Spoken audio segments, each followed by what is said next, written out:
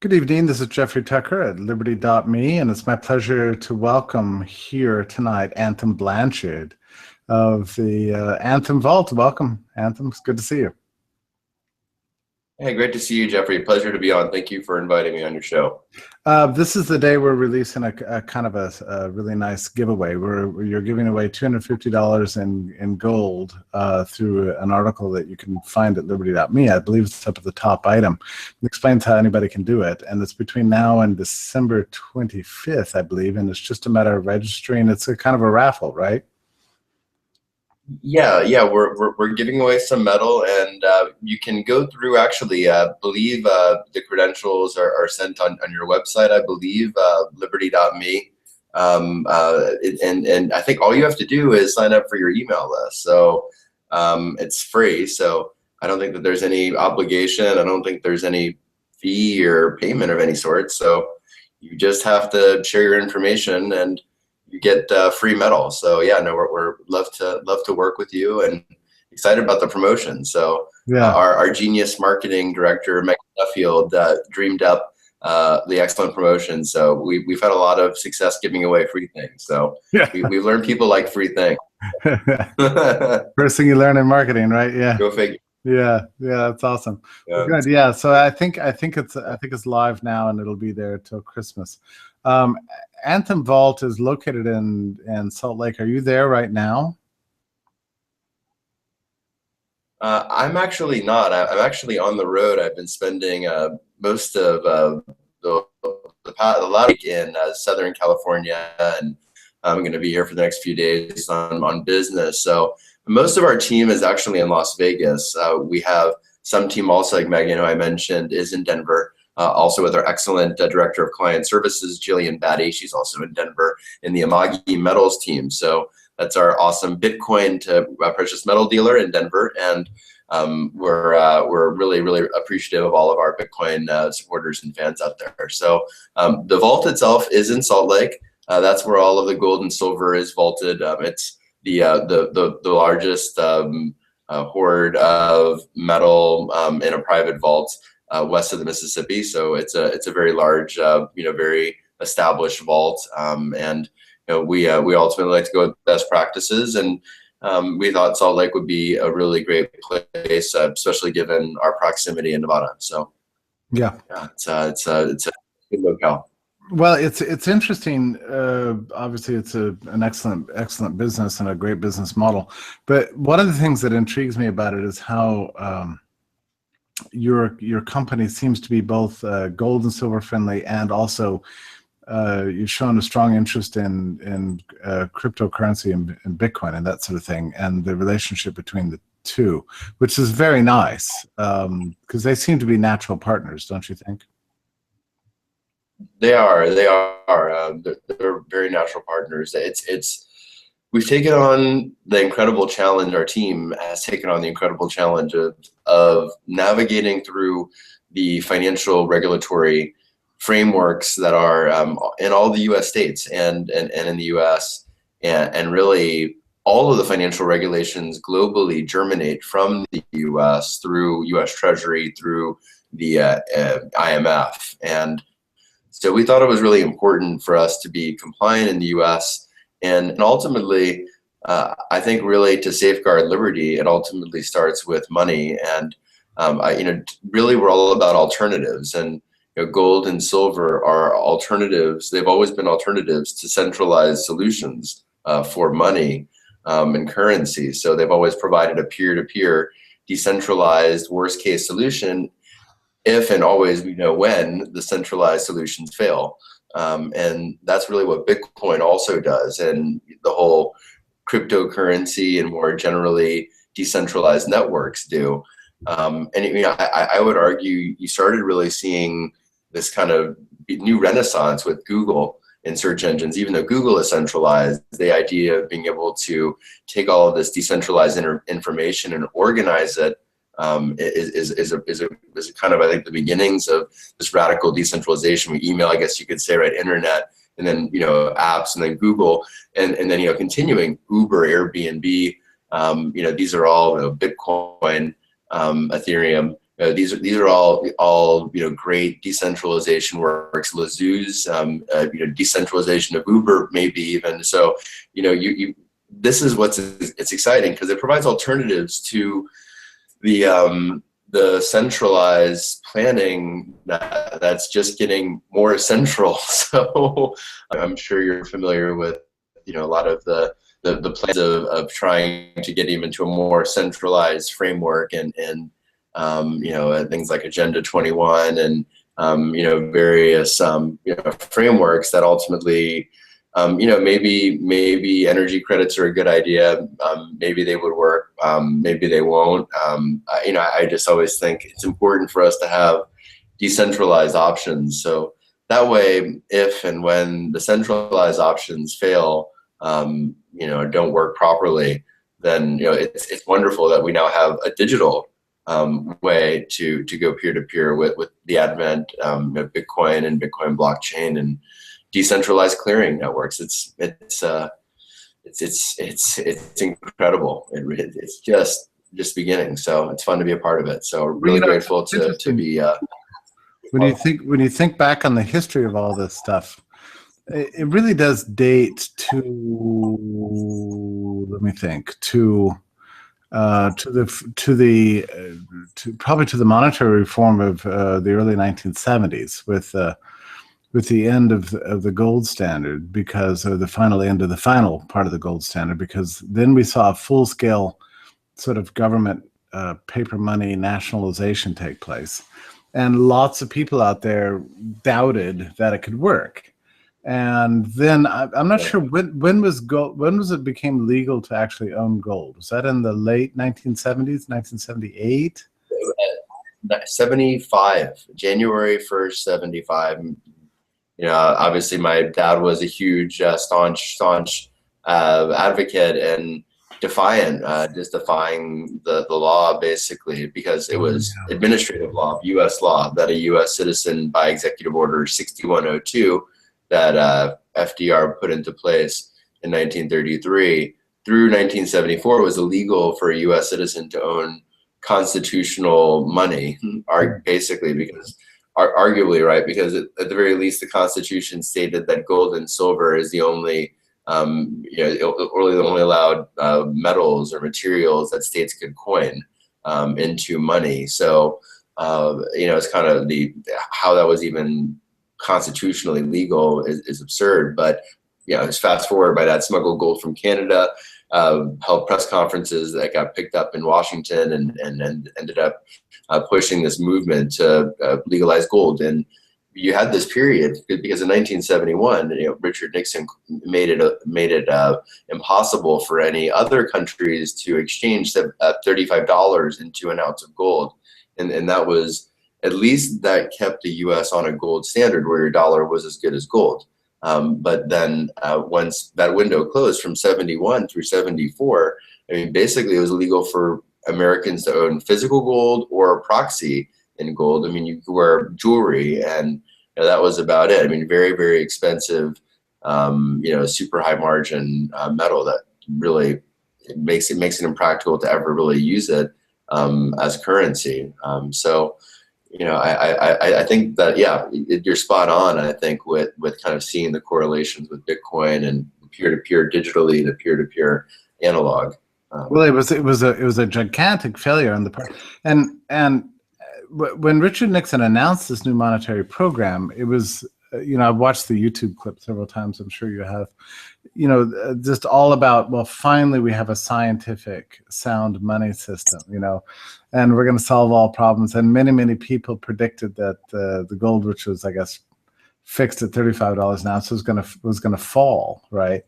And then a few years later, next thing you know, it's soaring. But it seemed like that was an interesting period because you really did have government planning put on trial. It was like, will this work? And then you had these dissidents out there that were, very heavily schooled in sort of monetary theory and free market economics that said, look, this isn't going to work, and you've got to do something.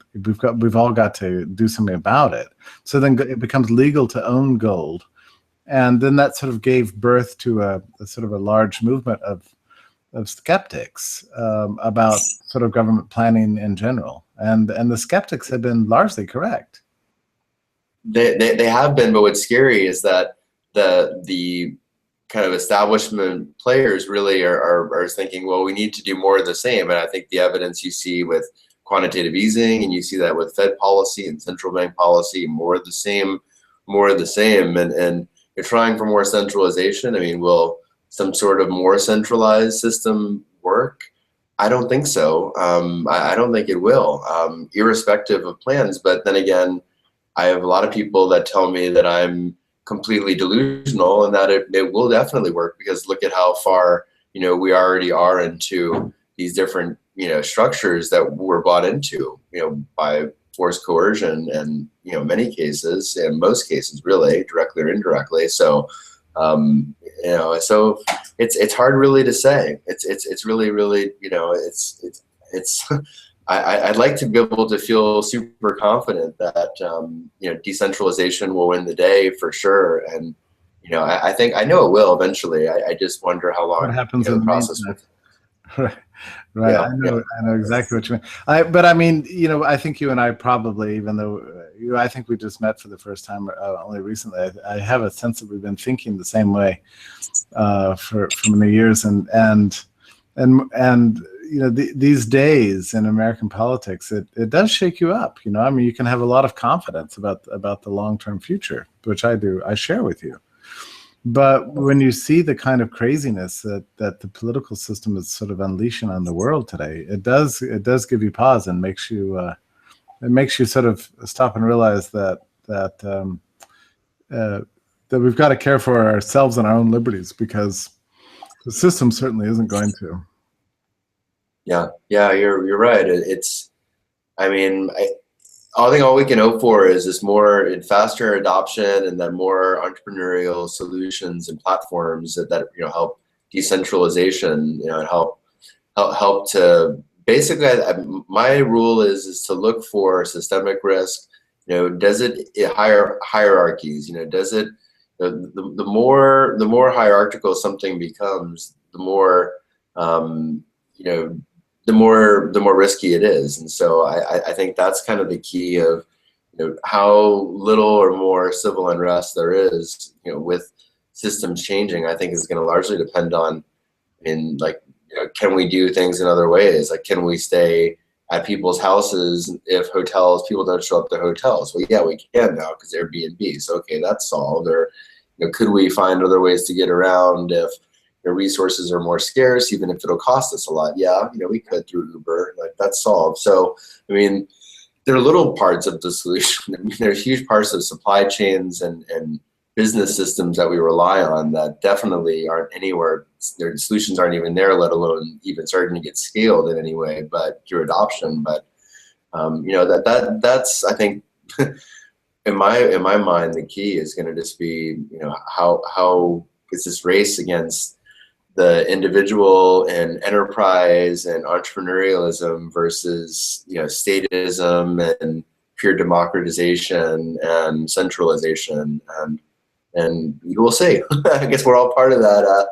We're all fighting our little mini battles here and there. Well, markets certainly have proven themselves to be much smarter than government regulations, but government has proven itself to be malicious and destructive again and again. So it's a kind of problem. I had two things that happened to me today that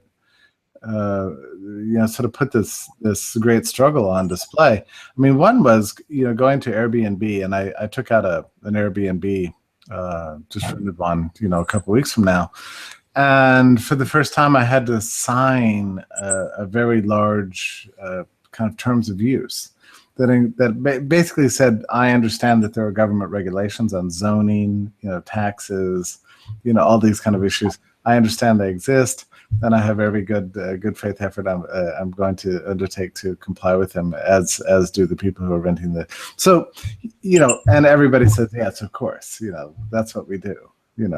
So we click it, but and so that's how Airbnb is dealing with this, and we'll see how long that lasts, because as we know, there's many government agencies and much legislation is trying to shut down these peer-to-peer services. Yeah, another thing that I bumped into today was I was doing some research on the homemade soap market. I don't know if you've ever looked into this, but No. yeah, over the last 15 years, there's been this gigantic explosion of homemade soap that you can now buy on the internet. There are like 300,000 home-based cosmetic and soap sellers, mostly small businesses that are 1, 2, and 3 employees, 95% women owned, and they're eating into their market for the big guys. And it's wonderful. It turns out the soap market is completely unregulated. I didn't know, but it is. And that's why it exists. That's why you see such beautiful promotion. But but now the Senate is considering a piece of legislation that would basically shut everybody down. So it's and they're doing it at the behest of the big players. As you might expect. Yeah, it's scary. I mean, it's unsettling. I mean, I guess how much visibility is it going to take? I mean, how many different small groups is it going to take to get shut down before people care? Will people care? I mean, I guess that's right. That's the answer. I mean, is it really a gulch situation? Oh, I hope not. Just so morbid. I hope not. But, I mean, I don't want to go there. But now tell me. No, I don't know. Now you were involved in running your business about the time that Bitcoin came to be invented. Did you follow it from the beginning, or when did you start sort of taking notice of Bitcoin and its implications?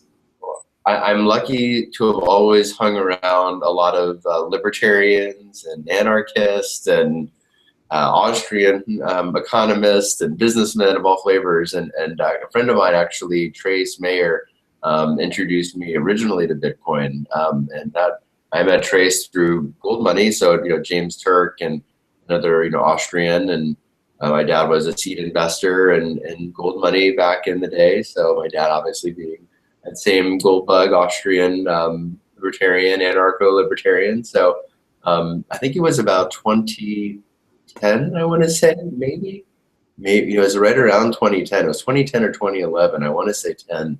And I bought my first Bitcoin. It was like $12 a Bitcoin, roughly, I think. So that was I wish I would have bought a lot more, of course, like we all do. But that it was.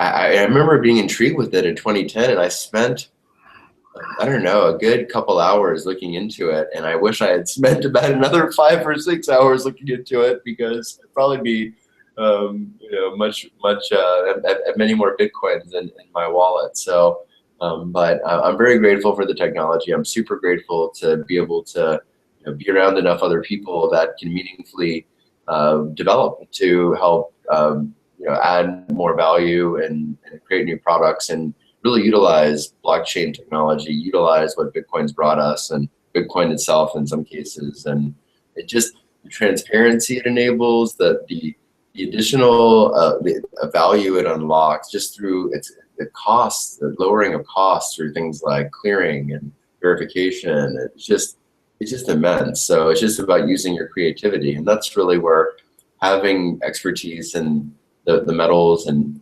this stored value and digital currency and digital gold currency world, and it helps for sure. So it's a great team. So we're excited. It's been fun to develop.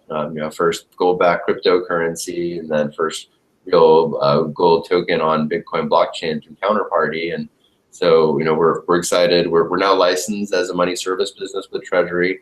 That we had to do that because it was a ruling that came out in August that right after our big innovation, the Hayek, came out in May, and so we responded.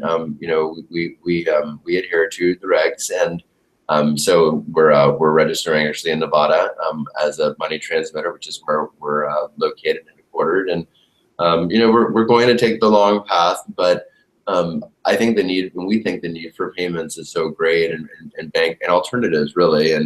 And what's been fascinating to me is that how many executives and directors and vice chairmen and different just top level banking people, financial services people, recognize the problem so acutely. I mean, they will say things like, current national currencies aren't going to be here in the next 10, 15 years, convinced, or there's going to be a major fallout in the banking system that's going to require capital controls in the next 10 years. I mean, these are like paraphrasing, quoting almost what I've heard from people you would never think that would say, 10 years ago for sure, very ultra conservative people who have been in the banking industry for 30 years, plus 40 years plus. I mean, it's the risks and the systemic risks and the global central banking and the risks are all recognized. I don't think necessarily the causes are yet fully understood, but in a lot of cases they are. And I mean, it's obvious how much some of these centralized options have been kind of touted about, but I think what's a lot less obvious is how many people, it's like emperor's new clothes. They just don't buy it anymore. They just don't buy, well, if the Fed system doesn't work now and these other ECBs and all these other central bank structures work, then why would an IMF work? Or why would a credit system work of any kind of unit that can be adulterated by governments? Maybe it will work for a while, maybe it will, but isn't it just smart to have redundancy? I mean, it's just like business continuity plan in a business where you have multiple ways to connect to the internet in case of an emergency, people that have backup rules in a company in case people are sick. I mean, it's redundancy, it's business 101. So doesn't it make sense to also have that with store of value and exchanges of value and currency? Of course it does. So, and that's where Bitcoin is such a blessing, because it is the ultimate Pandora's box, and such that it can't practically be shut down by anyone without tremendous costs and resources. And then even then, this sprouts Litecoin to become popular. It just sprouts another protocol that requires a completely different types of attacks. So it's just so energy draining, it can't really ever be stopped. So, with the worst case, most draconian situation, and that I think is the biggest blessing of all, because at the end of the day, that allows for all these other solutions, because, if the government became incredibly draconian, it really would rise Bitcoin, I think, to hundreds of thousands of dollars or millions of dollars a coin. I mean, it sounds insane to say that, but I mean, if governments really became super draconian against decentralized alternative solutions or platforms because of threat, I mean, it would become the ultimate contraband, as would a lot of other alt currencies. So, I mean, that's my opinion, of course. Who knows? But now, I understand the analogy between Bitcoin and gold. I mean, this big selling book that's actually the best one I've read on the topic is called Digital Gold, which I really like the analogy. But what does it mean to say that you have a crypto that's backed by gold? How does that work technically, and why would that be necessary to your mind? So it's a cryptographic receipt. So it's like a certificate, basically, or just like the same reason why a gold certificate might be valuable. A digital gold certificate is valuable because it allows you to have transferability digitally now, right? It's now transactional, and you can also splice it, unlike a paper certificate. So that also makes it convenient too. So that's valuable. I think because we're riding on the Bitcoin rails, or I think it's also valuable. I'm a big proponent of having the option to do. It's kind of like an emergency parachute. Is the way I look at it. So centralized options are fine, but let's say in the case scenario where there's a massive flood of data from a sovereign country, that I think that's where a crypto solution is superior, because central nodes couldn't be attacked because it's distributed. So in theory, the system should still function. Even if it was physical presences with different, let's say, swaths of IPs were known to some Russian government or Chinese governments, and flooded data to make banking systems inoperable, or make any kind of centralized. They could flood AnthemVault.com and make the site inoperable, but they couldn't flood all of the Bitcoin and Hayek wallets around the world and crypto wallets around the world, practically, because there's no place to flood. It's all over. It's a mesh network, so it's distributed. So there's not they're not central point of failure. So it makes the system very resilient because of that. And I think that's something that's important to understand. Irrespective of who the enemy would be. I mean, I'm just using that as an example, but any battle. And that's why it's important, I think.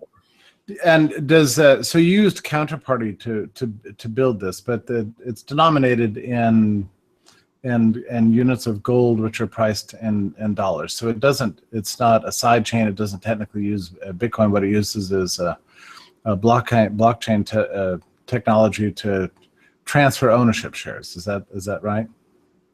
Well, it uses Bitcoin blockchain in so much as recording the information through Counterparty, and it takes a few cents worth of Bitcoin to actually make the payment. So Bitcoin, little p Bitcoins act as the fuel, so to speak, or like the transfer token that allows you to pay the gold. So a high exagram of gold is about $30, and all of the fees are front loaded. So that way all the insurance and storage is covered for the lifetime of the token. And the token is redeemable in Anthem Vault right now. We're looking, and we've talked with a lot of different partners. It's really just about jumping through the regulatory hoops right now. The product, we built it, we released it, we pulled it back in August with Treasury's ruling. We're getting the regs passed now, but we're getting through the regs that have been passed right now. So that's really, those are the steps. So it's in my mind, I think really people do want it more as a form of saving. So it's really, I think, just people knowing that we have the payments systems available. And let's say in a real worst case scenario, I mean, we could, people demanded that there was a payment system there, and all other payment systems, the banking system has some severe credit counterparty issues, and you can't get money out because they can't clear. That we could, it's not, we could flip on the payment system in a cinch. So, we decided to use Counterparty. I mean, we're not necessarily stuck with Counterparty and for future development. I mean, we're constantly looking at new solutions and new blockchains and Bitcoin and new solutions on Bitcoin. So it's just about really, once you start developing in the space, the nuances are kind of small. So that we're just focusing on what's the best solution, what's the best way to make the gold and silver as easy, accessible, as affordable, as transparent, and other metals as possible. So, and other assets ultimately. So that's the mantra. So, how we do it, I mean, blockchain is a big part of it. So it's tremendous. I mean, it is the future of almost everything, but certainly anything with transferability and recording. I mean, I'm a big believer in those two things specifically. It's going to be pervasive, I think. What's it like to since you've done it directly or indirectly or something, to work so closely with regulators to try to get sort of permission for your business model? I mean, all this technology is so new to so many of them. Is it frustrating? Do you have to explain from the beginning, or how?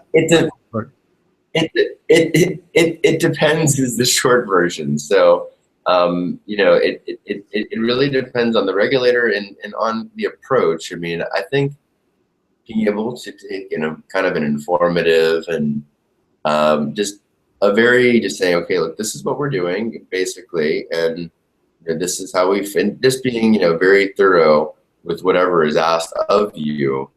I think is key. I think being able to be, when you're talking to someone that's a policymaker or people that are influential and are going to probably be talking with policymakers or guides or advisors or what have you to policymakers, that you really kind of frame it in terms of where they're coming from. And so if it's the state, which is where they're coming from, then I think national security is a great place to start. And so, I mean, this example that I gave with the banking system being flooded, it's very similar with the military. I mean, the military ultimately has really one practical way or two practical ways to pay people: bank payments and cash.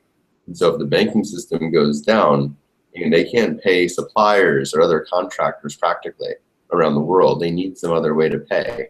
So that's where being able to have a decentralized asset payment, right? Be able to pay assets, it makes sense. Then it's just a question of, how do the assets are there? How do you can trust they're there? All those assurances. That's the real tricky part. I mean, that's why companies like Brinks have been around for 150 years. So because trust, and really look at, even if you interestingly, if you look at the Dow or S&P, and you go back 100 years, the only industry that is even close to a similar weighting now to then are banks. And I think a lot of it has to do with the fact, it's one of the reasons that we took our first order 3 years ago. In a technology industry, you're never supposed to go to market before your USP, your unique selling proposition, except if you're a financial services company, or there's maybe a couple other exceptions, because you also get judged by how long you've been in business. And if you think about it, others, it's very disproportionate, the amount of, and ours included, you can say it out, disproportionate how many financial services businesses are named after individuals. And that's, some of that's, a lot of that psychology of just, but some of it's just hey, accountability, right? And feeling this feeling of there's someone's values that I can at least hold accountable in some way. It's just intrinsic in the way we think. It's, based on success of businesses with people's name on it in the financial service. And so, but that also it goes hand in hand with the regulators, and because the penalties are so steep with financial services, they're criminal. And so, we do something wrong, deemed wrong, and deemed that we did it, negligently wrong, then, even sometimes if it's not really deemed negligently wrong, then I go to jail. I mean, that's the bottom line. So it makes it more difficult in places like Uber or Airbnb, where Schofield law, just saying, hey, to hell with the law, it's administrative law, we'll pay the penalties later, ask for forgiveness. And you can do that when you're dealing with civil penalties. So, and one suggestion for all you great entrepreneurs out there is, stick with, if you want to really go, full guns blazing and it's low cost possible, you're probably best off looking at places where you're not going to run into criminal law.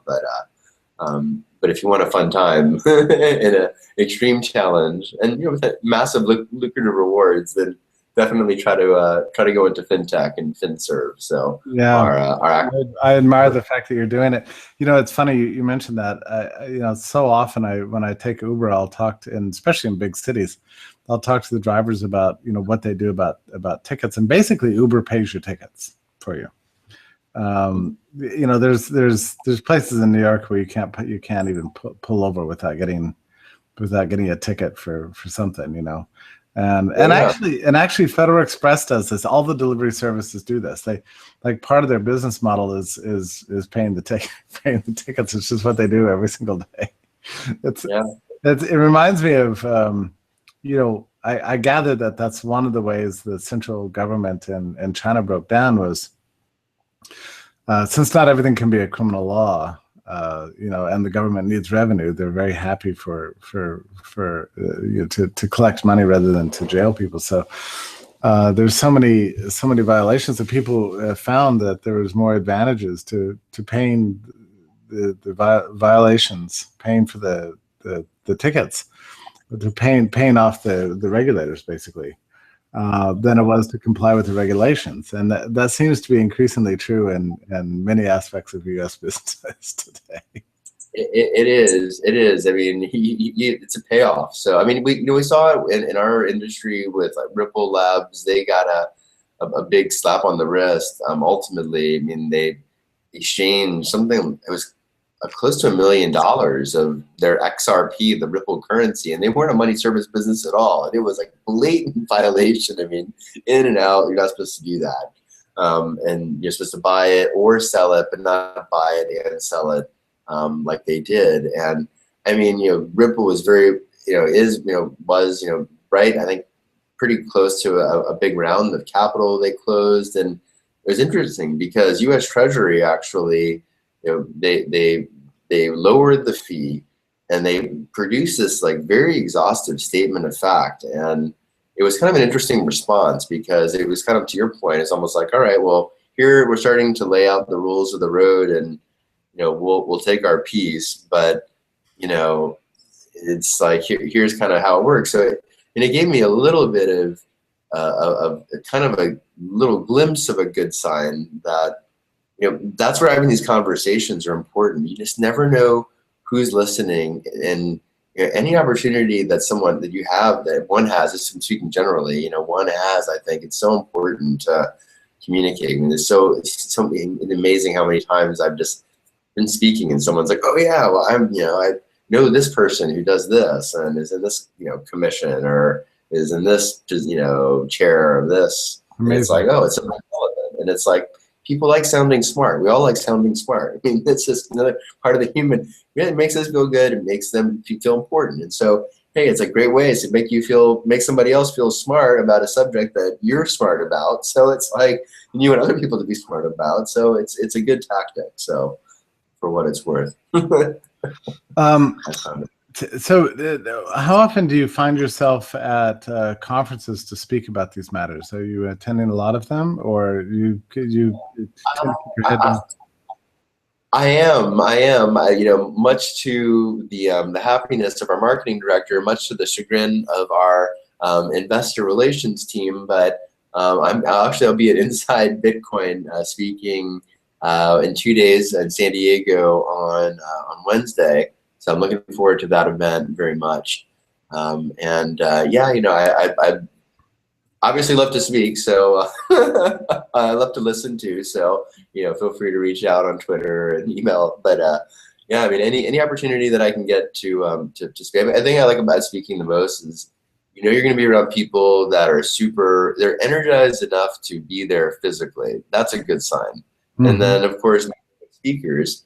I mean, you're meeting with people that then are great, are jumping around a lot. So they are great networking hubs. And so, it's great for development, strategic development ideas, masterminding, brainstorming, or just like a little, or, personal, strategic adjustment, I guess, right? Where you kind of chisel your own ideas. And I mean, it's for all, I think it's constant evolution, and right. And just keep on learning. I don't know how you find being on the road, or how often are you typically out?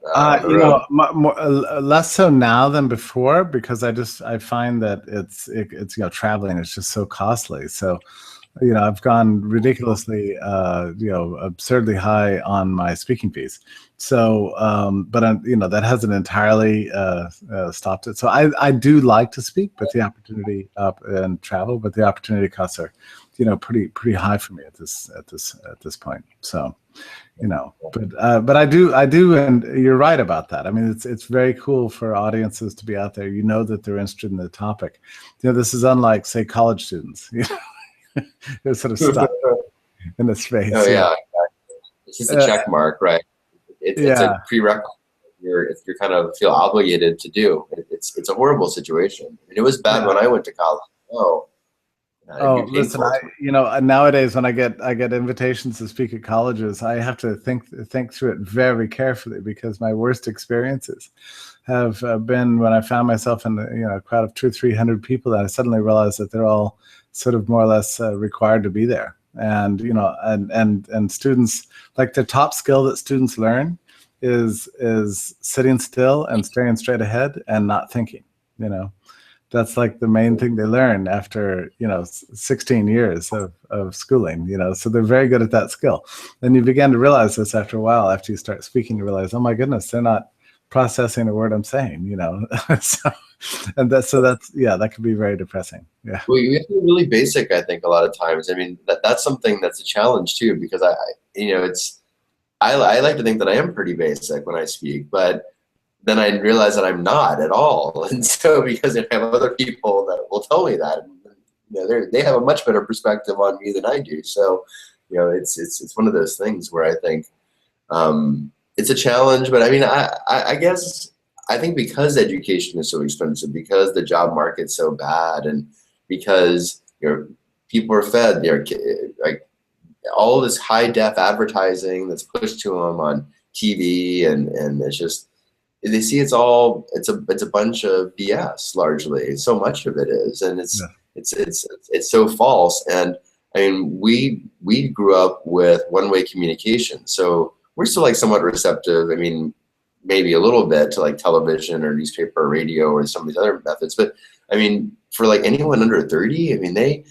grew up only with two-way communication pretty much. So it's like they always had internet. It was always two-way. So that's social. It's crazy. So it's like all the you look at surveys like where their parents shop and how they get information. It's completely decentral now, or like in their world. It's like they so. I mean, I know that there's a lot of reasons to be kind of scared really about the future, for lack of a better word. I think that there's a lot of promise there, because if governments and states try to actually shut down the internet, I mean, businesses are so reliant on them because the margins are so thin, because there's so much cost due to how much debt there is in the market, so much unproductive capital, that there wouldn't be enough efficiency for businesses to survive. It just wouldn't work. I mean, this is crazy talk. Government's trying to pretend like you can have, like a secret backdoor in an encryption and like think it's going to be safe somehow, when like governments constantly get broken into. I mean, my wife was on a flight the other day, Cynthia, and she was sitting next to a congressman, and he's like, "Oh yeah, like the only secure way to write between us all is a letter." Oh really? Really, it's like they talk about this in the public now. Like they can't even use email practically because it's all hacked. So I mean, so you're gonna trust the government then to have these back doors to your iPhone and your Android smartphone? It's insanity. It's like to think that that's not going to just be like a mass. There's going to be a massive failure at some point. It's just asking for it.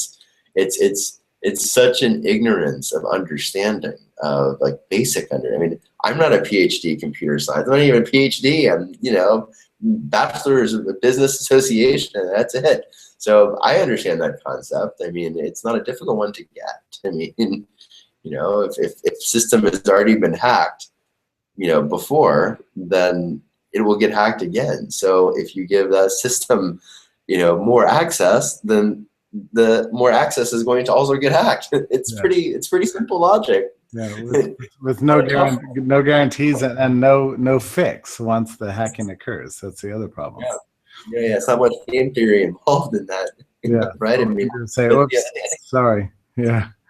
It's painful as it can be sometimes. The level of simplicity. I think that's what being repetitive about that. I think sometimes it takes that, because it's a non-threatening cognitive dissonance for people, right? It's like it's very difficult that like things that we've placed like great amounts of esteem on and importance on all of a sudden get shattered, right, by people, right? That's like a very psychologically like breaking thing, and I mean, like you see it after disasters, right, or war and PTSD and everything, like but it's not really a very effective approach, I find, as opposed to more like the drip technique on like simple things, or kind of like keeping it, like, why isn't this working for you? Just kind of thinking of it broadly instead of getting into, I mean, sometimes people have to be shaken a little bit, but I think it's so much more about, let's just think about what works and what doesn't. I mean, like Uber works and taxis don't,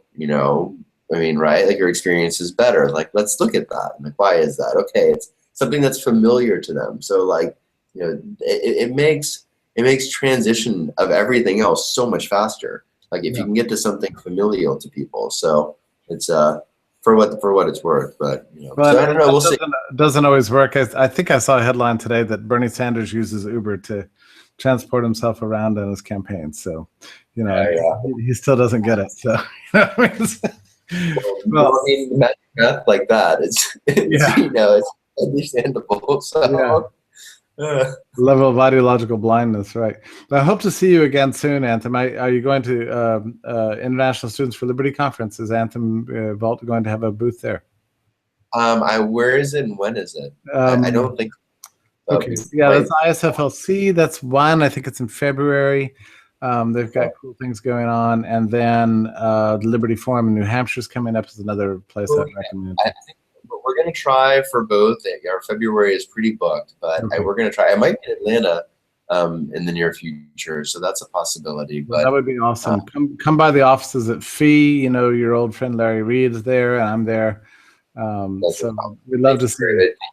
What you all do, and pushing the Liberty agenda. So if that's not an oxymoron, but I don't know, it's it's appreciated. So thank you all for educating people. So it's great on truth. And it's a great thing. And if you sign up for the email list for Liberty.me, then you get a chance to enter into the raffle that starts tonight. And so so thank you for participating, for supporting Liberty.me. It's a wonderful project. And happy holidays to you. And once again, it was awesome to meet you. I forget now where we were, but it was my first time to meet you, and it was a wonderful event. I think maybe it was in New York, or I can't remember entirely, but I look forward to our next meeting again. I do too, Jeffrey. It was a lot of fun, and happy holidays to you. So thank you for having me on your show. Appreciate it. Okay, take care, my friend. Bye-bye. You too. Bye.